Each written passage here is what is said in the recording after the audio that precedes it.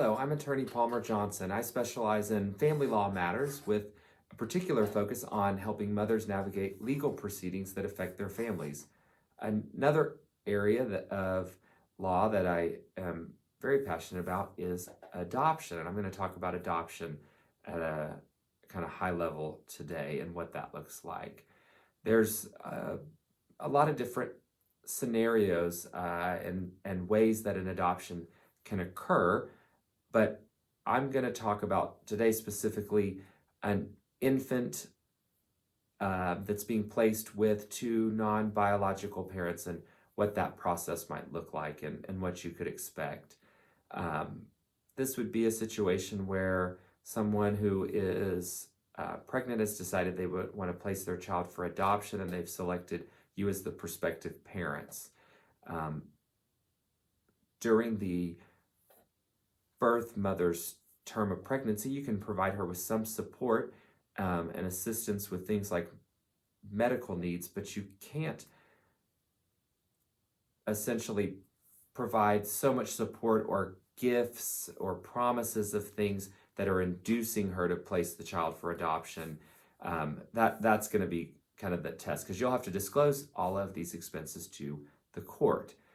When the child's born, the birth mother will go and before a judge shortly after she's released from the hospital, and she will give the consent to the adoption. You'll also find out who the father is if it's not already been established, or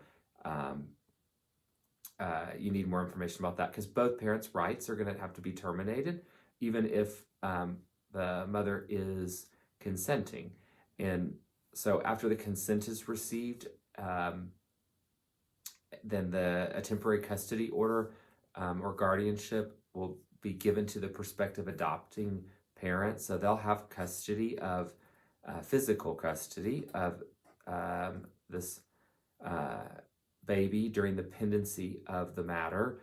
The father's parental rights will need to be terminated, and if we know who that is, then we can find out if they consent or object to the adoption. They would be noticed of the proceedings to terminate their parental rights, and oftentimes when these types of decisions are made, it's in conjunction with the birth mother, and the father may also consent. He can typically sign an extrajudicial consent in front of a notary, and as the putative father, consent to the adoption moving forward and his parental rights being terminated.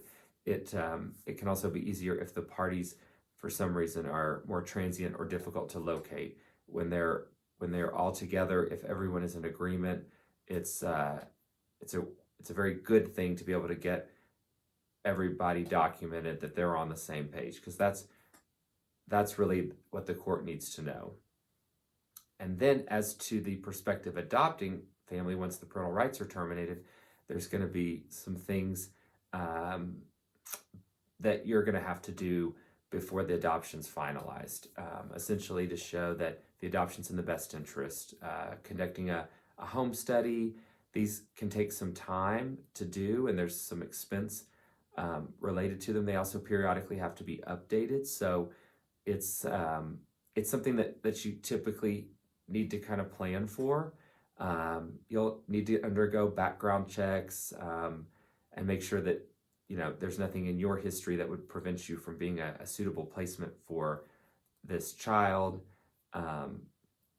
Typically, a public defender is appointed to represent and safeguard the best interest of the child as well. In these cases, for infant client, when the child is an infant, then obviously there's no, they're not going to meet with them, but an older child potentially will meet with their attorney at the public defender's office. And once the parental rights are terminated and